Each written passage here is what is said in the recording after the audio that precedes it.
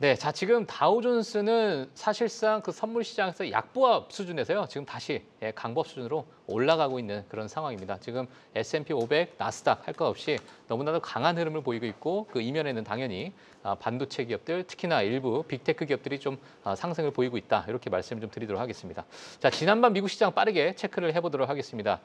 지난밤 미국 시장 좀 보게 되면 자, 일부 뭐 애플이나 엔비디아가 일부 뭐 살짝 빠지는 모습이 좀 있었지만 전반적으로 좀 긍정적인 흐름을 보였습니다. 물론 그 이면에는 백악관 정책주들이 크게 움직임이 있었는데요. 방산 관련해서 또 에너지 관련된 섹터들, 또 AI 그리고 이번에 크립토위크라고 해서 코인 관련된 종목들이 크게 올랐고요. 특히나 중소형 기업들이 크게 튀어오르는 모습을 보였다라는 거 체크하시면 될 것 같습니다. 자, 거기에 이번 주는 이제 실적 발표 시즌이 개막되기 때문에 그 부분도 우리가 확인을 해주시면 될 것 같습니다.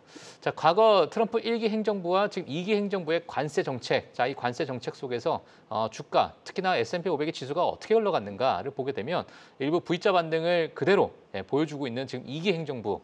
자, 지난 1기 행정부가 우리가 비교를 해보면 일부 완화가 되고 협상이 이루어지는 그런 구간 속에서 과거 1기 행정부는 상승을 했습니다. 자, 지금의 이러한 2기 행정부도 같은 결로 올라가고 있는 상황 속에서 조금 하반기는 우리가 기대를 해볼 만한 그런 모멘텀이 좀 살아있는 것 같고요. 자, 물론 앞으로 남은 7월의 변수가 있습니다.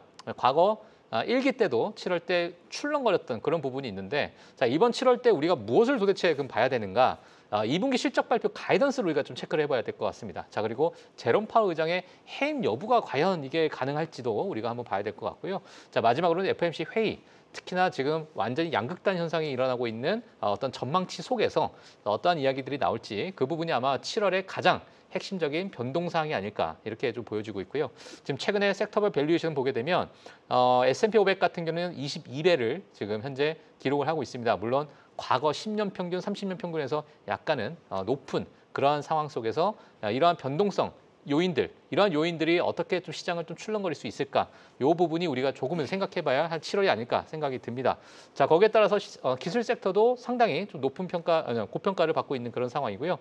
지금 부동산 섹터 같은 경우는 17배로 10년 평균 대비해서 상위 29%, 그러니까 상대적으로 상당히 좀 저평가되어 있는 섹터다. 이렇게 우리가 좀 봐야 될 것 같습니다. 그래서 저는 개인적으로 저평가되어 있는 섹터들을 조금은 좀 눈여겨봐야 될 그런 시점이 아닐까 저는 그렇게 생각이 들면서 이 표도 기억을 해주시면 될 것 같습니다. 빨간색 부분은 고평가, 파란색 부분은 상대적으로 저평가되어 있다. 이렇게 체크하시면 될 것 같습니다.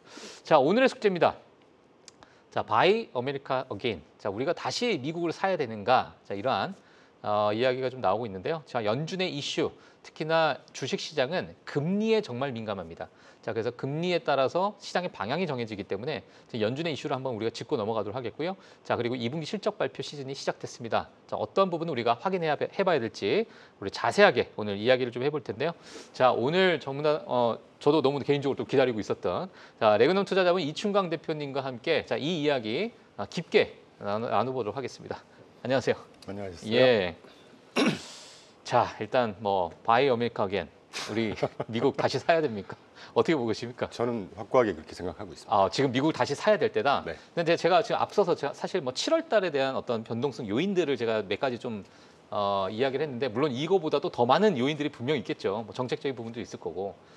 근데 이제 실적 발표에 대한 가이던스가 과연 뭐 괜찮게 나올까? 연준의 FOMC나 여러 가지 어떤 메시지에 대해서 시장이 어떻게 반응할까가 좀 중요할 것 같은데 뭐부터 한번 풀어봐 볼까요? 그러니까 제일 중요한 게 이제 오늘 저녁부터 JP 모건 쭉 해서 실적 발표 시작을 하잖아요. 예. 금융주는 괜찮을 겁니다. 최근에 금융주. 뭐 팀장님 잘 아시겠지만 일드 커브가 굉장히 가파라지고 있잖아요. 맞아요. 예. 단기로 조달해서 장기로 운용할 때 예. 장기 금리가 더 훨씬 높다는 얘기는 은행한테 기본적으로 좋은 환경이죠. 그래서 나쁘지 않을 것 같고 아까도 앵커님께 소개시켜 주셨지만 뭐 블랙락 나쁘지 않잖아요. 그래서 금융주는 괜찮을 것 같은데 제 전망이 틀리길 바라면서 소신 발언하자면 예. 일반 기업들이 이제 나오면 그러니까 이렇게 실적 발표가 계속 되면 될수록 서프라이즈 비율이 조금씩 떨어지지 않을까 하는 생각이 듭니다. 왜 그러냐 하면 예. 이사분기가 우리 지금 계속 다루고 있는 예. 그 4월 2일 날 판때기 관세에 직격탄을 맞는 구간이 4, 5, 6월 달이잖아요. 그렇죠. 그럼 그 영향이 없을 수가 없지 않겠습니까? 어떤 식으로든 서프라이즈 비율이 좀 떨어진다든가 또 이제 향후 3분기 가이던스가 조금 더 실망스러운 결과들이 한두 개, 뭐 몇 개씩 나오면서 예. 시장을 살짝 잔물결과 같이 좀 흔들리는. 그래서 저도 뭐 7월 달에 한 변동성 요인으로 꼽기도 했었고요. 그러니까 뭐 일부 사실 우리가 그 협상이 되기 전에 뭐 10% 보편 관세에 대해서도 우려를 했는데 이게 지금 시장에서는 소화할 것이다. 아니면 이미 소화했다. 뭐 이렇게 보시는 분들도 있으시고 아니면은 뭐 야 그래도 뭐 아무리 소화한들 과거보다는 뭐 그게 더 좋았겠냐. 오히려 더 안 좋았지. 뭐 이렇게 보시는 분들도 있으신데 뭐 안 좋다라고 지금 약간은 전망을 하고 계시는 거죠, 지금? 그래도 기대만큼은 좀 안 좋지 않을까요? 기대만큼은 좋지 않다. 제 전망이 틀리길 바랍니다. 예. 그런데 우리가 합리적으로 판단을 해보면 누차 다시 한번 설명을 드리면 예. 관세가 어떻게든 제가 말씀이 나온 김에 지금 오른쪽 그래프를 보시면 지금 현재가 한 10% 어라운드로 상호관세 2.2%였던 걸 올려놨고 예. 8월 1일 날 지금 또 2차 라운드로 관세를 막 그 서신 통보하고 있지 않습니까? 예. 그게 발효가 된다고 하면 거의 20%까지 끌어올린다고 합니다. 야. 어쨌건 그 저 오른쪽 차트 말씀하시는 네네. 거죠? 트럼프 입각하기 이전에 2% 초반이었던 걸 지금 10% 가까이 끌어올렸단 말이에요. 그럼 이 부분이 마진을 훼손을 하는 거든, 뭐 그렇죠. 물가 오늘 저녁에 발표될 CPI에 또 일부 녹아들든 예. 어떻게든 기업들이 그걸 떠안던 간에 지금 CPI가 아직 안 올라가는 거 보면 기업들이 떠안고 있다는 얘기거든요. 그럼 그게 실적에 반영이 되겠죠. 라는 합리적인 판단을 할 수밖에 없을 것 같아요. 지금 저는 저 표를 보면서 그냥 잠깐 생각 드는 게 1910년대부터 지금 쭉 이제 관세율을 나타내는 건데 네.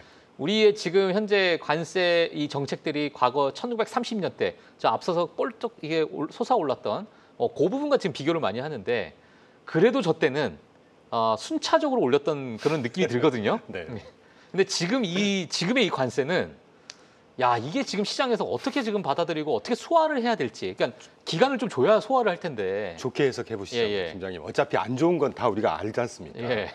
과거에 해석이 되나요, 1920, 30년대는 예. 단계적으로 올려서 실제로 저게 경기 펀더멘털을 굉장히 훼손을 했었습니다. 맞아요. 물론 예. 관세 때문에 1929년도에 대공황이 온 것만은 아니에요. 네네네. 어쨌건 지금 그 경제 대공황의 한 원인으로 회자가 되는데 예. 저 때는 정말 진심이었단 말이에요. 그때는 미국이 관세를 먹고 살 때입니다. 재정 수입이 전혀 없었어요. 그때는 이제 보여무역에 대한 어떤 이란도 네. 있었고 그죠? 먼로주의부터 예, 해가지고. 맞아요. 근데 지금은 일시에 뭐 그냥 사정없이 올린 그게 저게 진심은 아닐 거란 얘기죠. 진심이 아니다. 네. 그 우리가 뭐 이제 투자자 입장에서 어떻게 이제까지는 계속 그 뭐라 그러지 손해 보는 수입을 많이 해주고 수출은 요만큼 하고 네. 이런 것들을 좀 바꾸자는 얘기죠. 완전히 바꿀 수 있겠습니까? 좀 경제 구조 자체가 좀 해야 되는 경제 그런 구조 자체가 그렇게 해서는 될 수도 없는 걸 트럼프가 모를까요? 저 같은 사람도 아는데 예. 일단 재정 수입을 좀 메꾸자는 거고 예. 그리고 기존에 했던 그 미국이 막 퍼주기 했던 예. 이거에서 조금 우리가 아, 이제 미국도 우리도 먹고 살아야 되지 않겠어? 예. 재정 적자도 많은데 이 정도일 거란 얘기죠. 예. 그리고 지금 오늘 자료는 제가 아쉽게 안 갖고 왔지만 연초 이후에 지금 관세 수입 덕분에 뭐 몇백 조씩 관세 수입이 지금 창출이 되고 있다는 얘기잖아요. 예. 에도 불구하고 오늘부터 이제 7, 8월 달에 발표되는 소매 이번 주 또 발표되죠. 목요일 날 소매 판매, 뭐 물가, 노동 시장을 봐야 되겠지만 어쨌건 현재까지는 이 거시 지표들이 망가지는 상황이 아니란 말이에요. 예. 트럼프 입장에 생각해 보시자고요. 재정 수입 괜찮고 관세 수입 경기가 꺾이지도 않으면서 관세 수입도 괜찮네. 예. 뭐 이런 생각하지 않겠습니까? 예. 이게 어느 정도 그 상대국들한테 받아들여지면 터무니없는 저런 관세는 제가 볼 땐 누차 말씀드리지만 빠르면 3분기 내, 빠르면 3분기 내는 좀 가능성이 떨어지긴 하는데 네. 올해 내에 이 관세 문제는 어떻게든 해결할 거라고 보고 있습니다. 근데 저는 사실상 저 이렇습니다. 제 의견이 뭐 대표님께서 동의하실지 이런 모르겠지만 티키타카 좋습니다. 예. 네. 시장을 정말 움직였던 요인은 저는 그냥 금리라고 봐요. 그럼요. 왜냐하면 전쟁 이것도 이제 학습 효과가 돼서 크게 움직이지 않았고 관세 이렇게 이야기가 나오고 있는데 최근에는 오히려 사상 최고치를 찍고 있는 그런 상황 속에서 특히나 이제 관세나 뭐 감세안이나 부채나 전쟁이나 이런 것들은 사실상 오히려 우리한테 기회를 주는 그런 모습이고 그렇죠. 결국에는 이제 금리인데 금리가 우리는 2022년 때 그거를 우리가 그대로 때려 맞았으니까 그걸 우리가 기억을 다 하잖아요. 그러면 이제 금리에 대해서 우리가 조금 생각해봐야 되고 연준의 정책을 우리가 봐야 된다. 굉장히 중요한 이슈. 예, 이게 이슈인데 그럼 금리라는 것은 결국에는 물가다. 근데 물가라는 것은 결국에 관세랑 연결돼 있고 자 그럼 이번에 이제 FOMC에 대해서 우리가 어떤 의견을 우리가 눈여겨봐야 되는지 핵심 포인트가 뭔지가 그래서 좀 이번에는 중요한 것 같아요. 특별한 내용은 안 나올 거예요. 지금 이전차, 이 전전 회차부터 특별한 예. 내용 안 나오지 않습니까? 예. 관세 영향 두고 봐야 돼. 실제로 어떤 영향이 있을지 우리가 보고 예. 데이터 디펜던트 할 거라는 스탠스 안 바뀌었습니다. 이번에도 안 바뀔 거예요. 물론 욕을 먹을 수 있겠지만 제가 지난주부터 이런 멘트를 드리고 있는데 예. 이거 완전 썰입니다. 예. 저는 당초에 7월 달에 금리 인하 가능성 전혀 없다고 봤거든요. 예. 그런데 지난주 지금 뭐 이따가 다룰 수 있을지 모르겠지만 파월 때리기 하고 있고 지금 뭐 해임에 대한 이야기. 물가 생각보다 그렇게 많이 예. 뜰 것 같지도 않고 이따가도 언급드리 말씀 나온 김에 먼저 예. 얘기를 하죠. 지금 월가에서 전망하는 게 오늘 발표된 소비자 물가 지수를 그 헤드라인 기준으로 먼스원먼스가 0.27, 코어가 0.25 정도 보고 있거든요. 예. 이 정도면 나쁘지 않아요. 전달 대비해서 조금 늘어난 거긴 하지만 네네. 0.3%포인트 밑으로만 나오면 저는 예상 범위 내에 나오는 거다. 아, 0.3% 네, 미만이면 시장 충격 그렇게 예. 크지 않을 겁니다. 네네. 예를 들면서 이 범주에서만 나온다고 하면 예를 들면 물가 그 7월 달에 깜짝 금리 인하 25bp 하더라도 물가가 다시 막 천정부지로 솟는다거나 이런 펀더멘탈이 아니란 말이에요. 예. 어떻게든 소비도 살짝씩은 꺾이고 있고 투심도 좀 꺾이고 있고 이러면 소비가 꺾였다는 얘기는 수요가 지지부진하다는 얘기지 않습니까? 예. 우리가 경제학적으로 굉장히 중요한 인플레이션 유발하는 세 가지 봅니다. 수요 견인, 수요가 막 황성하게 해서 물가를 끌어올리는 예. 그리고 아주 안 좋은 거죠. 비용, 원자재라든가 이런 이게 비용이 가격이 비싸졌어. 푸시하면서 올리는 인플레이션. 예. 지금 이런 상황이 아니란 말이에요. 오히려 디맨드가 조금씩 약해지고 있단 말이죠. 그래서 그 깜짝 금리 인하를 하더라도 7월 달에 크게 펀더멘털 훼손을 물가 측면에서 하지 않을 상황인 거가 지금 감지가 되고 있어요. 적어도 저는 그런 센스를 하고 있습니다. 그 자체가 근데 소비가 일부 조금 줄어들고 있는 그런 모습 속에서 뭐 이 금리 인하에 대한 성격도 여러 가지가 있잖아요. 그러니까 정말 경기가 일부 뭐 정말 물가가 잡혀가지고 하는 금리 인하도 있겠지만은 경기가 점점 위축되다 보니까 하는 금리 인하의 어떤 그렇죠. 성격도 있는데 그러니까 지금 그게 혼재가 돼 있다. 혼재가 돼 있는 상황이고. 저는 그런 센스를 하고 센스가 돼요 지금. 그래서 FMC가 깜짝 예. 요번에는 제 전망이 맞기를 바라는데 예. 깜짝 인하도 가능성을 배제할 수 없지 않을까 하는 생각이 듭니다. 그리고 또 하나는 상반기 6월까지는 그 미국에서 이제 그 만기가 도래하는 국채를 계속 리파이낸싱용으로만 옥션을 했었거든요. 네네. 입찰 경매를 했었습니다. 예. 7월 이후부터 뭐 올 여름에 한 2조 정도의 지난번에 오빠 법안 OBB에 의해서 네네. 5조까지 부채 한도 상향 조정했잖아요. 맞아요. 그러면 실탄을 확보하기 위해서 국채를 신규 발행해야 돼요, 이제. 이게 올 여름에 뭐 보고서나 이런 걸 보니까 한 2조 정도, 어라운드 2조겠죠. 2조 신규 발행한다고 그럽니다. 아, 그래요. 예. 이게 신규 발행을 하면 미국 국채가 증가가 돼서 금리 상승 요인이겠지만 이 단면을 뒤집어서 생각을 하면요. 발행하는 입장에서 보잔 말이에요. 지금 10년물 금리 예를 들면 뭐 이렇게 만기도 쭉 이렇게 그 흩뿌려져서 이제 발행을 할 텐데 뭐 꼽을 수는 없지만 지표물 10년물 금리가 지금 4.4대 돼 버렸단 말이에요. 예를 들면 10년물 금리 10년물 신규 국채 발행을 할 때 적어도 4% 이상의 이자를 픽스를 해서 발행을 해야 되는 겁니다. 그렇죠. 이게 굉장히 중요한 문제예요. 미국 재정 측면에서는. 그렇죠. 페드가 이거 좌시할 수 있을까요? 페드가 무조건 물가만 잡으라고 있는 조직이 아니지 않습니까? 물가 잡고 수요 탄탄하게 하고 고용 완전 고용 유지해서 경제 성장을 뒷받침해라라고 하는 게 당면 과제란 말이에요. 그 안에 재정 문제 절대 손 놓고 있을 수 없는 이슈입니다, 이거. 그렇게 이런 것들을 좀 고려해 보면 고려해 보면은 깜짝 금리 인하 가능성도 일부 위원들의 어떤 의견들이 좀 드러날 수 있고 좀 설득력이 미치면서 미칠 수 있다. 그런 가능성도 뭐 50% 이상은 할 수 없지만 그래도 높아지는 게 아닌가 하는 생각이 알겠습니다. 듭니다. 일단 사실 뭐 6월 점도표만 보게 되더라도 완전히 극명하게 날리는 그런 어떤 의견들이 있다 보니까 이번 7월에 대한 FMC에 대한 의견들도 한번 시장에서는 관심 있게 보지 않을까 뭐 이렇게 좀 생각이 그리고 들고. 또 하나 굉장히 중요한 것 같아요. 제가 좀 돌아 다른 설명을 좀 드리고 싶은 설명을 못 드렸는데 아까 팀장님께서 이제 금리를 봐야 된다고 했잖아요.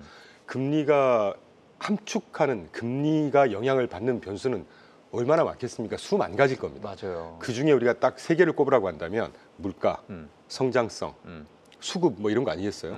수급 제가 볼 때 아직은 문제 없는 것 같아요. 지금 중립 정도로 본다면 성장성이라는 것은 뭐 고용이나 여러 가지 그런 것들도 경제 성장률, 고용, 소비 이런 거 아니겠습니까?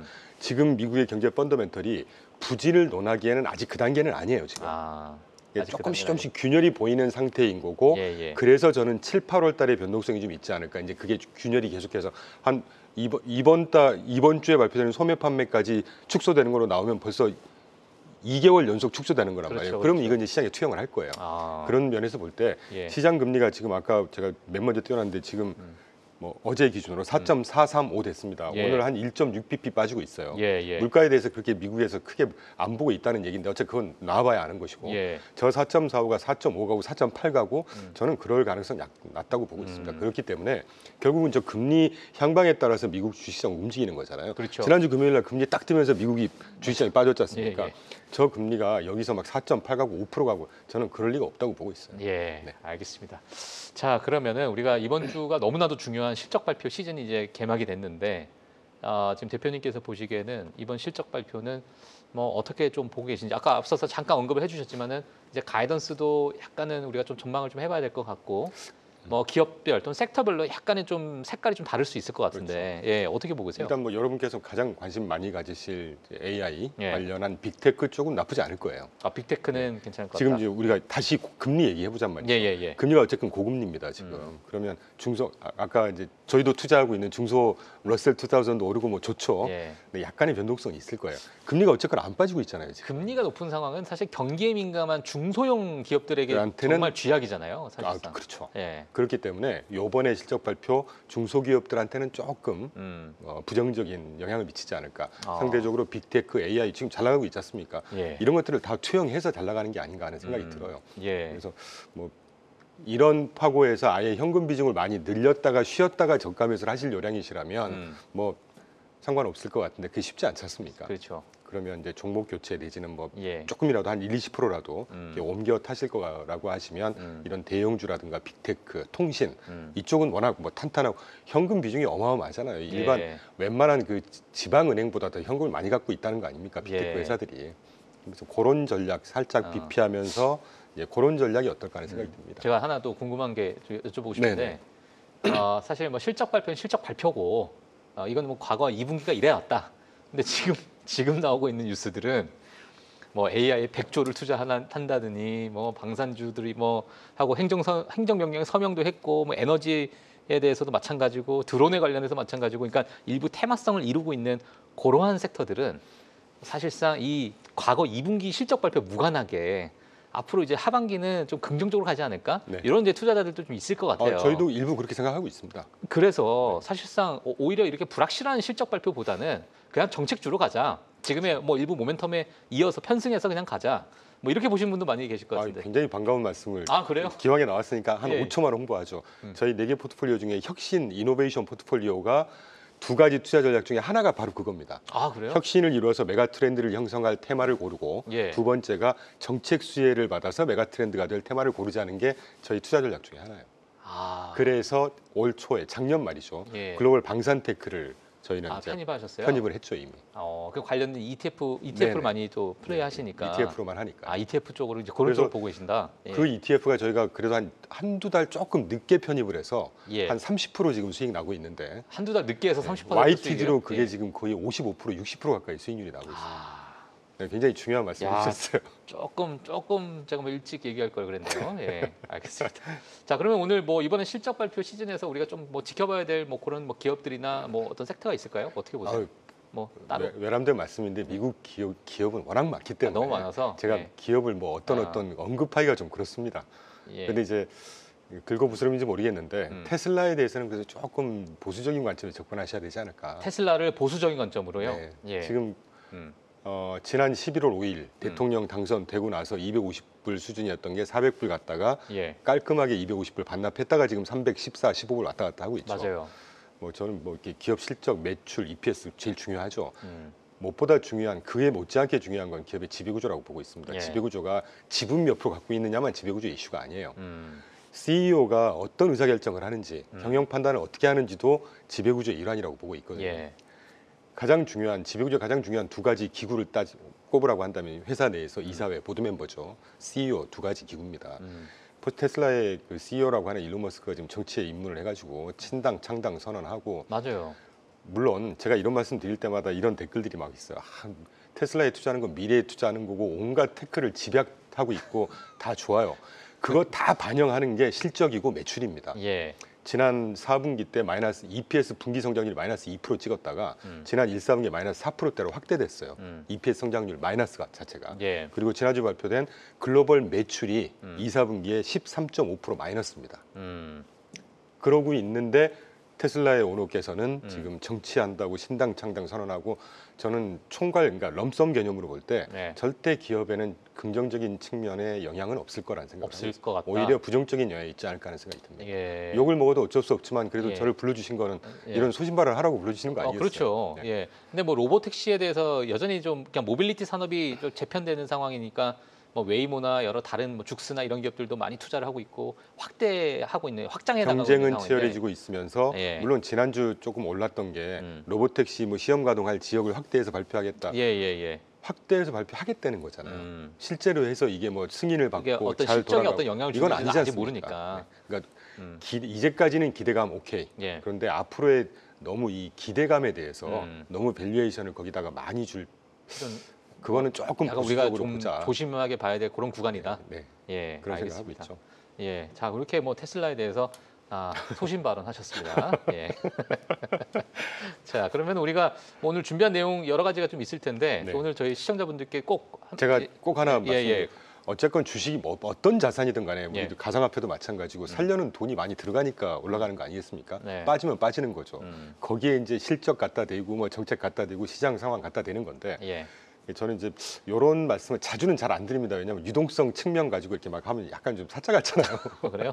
그런데 중요하죠, 근데 유동성. 제가 예. 지난주부터 시장 자료를 쭉 팔로우를 하다 보니까 연초 이후에 지금 4월 8일 전저점이었잖아요. S&P 500이. 예. 그때까지는 이제 탈미국하고 뭐 아메리카 익셉셔널 그러니까 예외주의가 끝났고 뭐 이러면서 어떤 자료를 보더라도 한 그 연초 이후에 미국에 투자했던 자금이 한 10에서 15억 달러 정도가 유출이 되는 자료들이 많았어요. 예. 그 이후에 6월이 딱 되면서 자료를 쭉 보니까 이게 곳곳에서 미국으로 탈미국했던 자금이 이제 미국으로 다시 들어온다는 게 감지가 돼요. 맞아요. 그래서 그걸 이제 말로만 설명드리면 이것도 좀 그렇잖아요. 그래서 예. 실제 그래프를 제가 보고서를 찾다 보니까 아직은 없습니다. 왜냐하면 이 그러니까 이 자금의 흐름이라는 거를 굉장히 많은 파이프 라인들이 있잖아요. 그러니까 한 2, 3분기 정도 지나고 쭉 합산을 해서 이제 서서히 발표하다 보니까 아직은 없는데 그나마 보시는 왼쪽 그래프가 모닝스타에서 지난 7월 1일 날 발표한 게 5월까지 2개월 전 자금 흐름을 집계해서 발표를 했더라고요. 예. 저 밑으로 쑥 떨어진 게 4월 달의 자금 흐름이고 4월 달이고 5월 달이 갑자기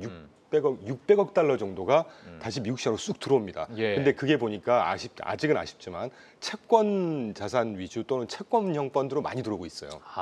주식은 일부 빠졌습니다. 그러니까 그때 당시 채권 가격이 그러니까 높은 이제 수익률 때문에 일부 이 정도면 너무 매력적이다. 이런 이제 자금이 먼저 그런 들어온 것도 거네요. 있었을 테고 연초에 자산 배분이 일제 미국 자산 좀 턴 거 이렇게 이 정도면 바닥이야 다시 좀 들어가 이런 것들이 네네. 믹스가 돼 있지 않겠어요? 네. 팀장님 잘 아시겠지만 어떤 전 세계의 자산 시장 중에 주식보다 채권이 훨씬 더 큽니다. 맞아요. 그리고 조금 더 민감하기 때문에 빨리 움직이는 편향이 있어요. 맞아요. 그렇다고 볼 때 미국 쪽에 채권으로 자금이 갑자기 600억 달러 정도가 확 들어왔다는 얘기는 뭔가 시사하는 바가 있지 않을까요?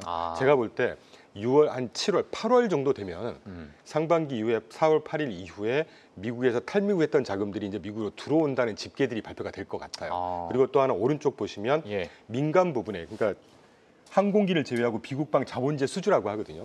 투자 사이클이 지금 파란색이 2024년부터 조금 빠졌다가 연초에 지금 쑥 올랐다가 다시 빠지고는 있지만 트렌드하게 다시 바텀아웃을 하고 그러니까 24년 하반기부터 다시 이렇게 그러네요. 수주 잔고라고 그러니까 투자 사이클이라고 하겠습니다. 민간 투자 사이클이 쭉 상승을 하고 있잖아요. 이 말은 국내건 해외건 해외 투자에서 어떻게든 자금이 미국으로 들어오고 있다는 얘기입니다. 그래서 이런 것들이 자금의 흐름도 나쁜 상황은 아니다라는 말씀을 꼭 한번 드리고 싶죠. 네, 알겠습니다.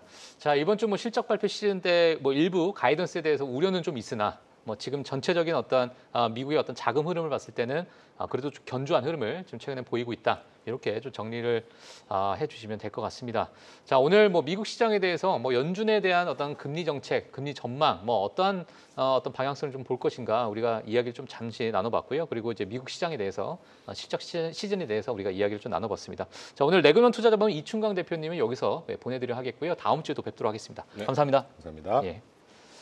자, 오늘 7월 15일 지금 프리마켓 뉴욕 지금 시장이 너무나도 좀 뜨거운 것 같습니다. 반도체 섹터도 크게 상승하는 모습, 엔비디아가 특히나 5% 가까운 상승을 보이게 되면서 많은 개인 투자자분들께서 오늘 시장을 정말 기대를 많이 하실 것 같은데요. 자, 오늘 장이 시작되고 나서 또 어떠한 뉴스들이 쏟아져 나오는지 저희가 내일 정리해서 알차게 또 전달해 드리도록 하겠습니다. 저희는 여기서 마치도록 하겠습니다. 시청해 주신 여러분 감사합니다.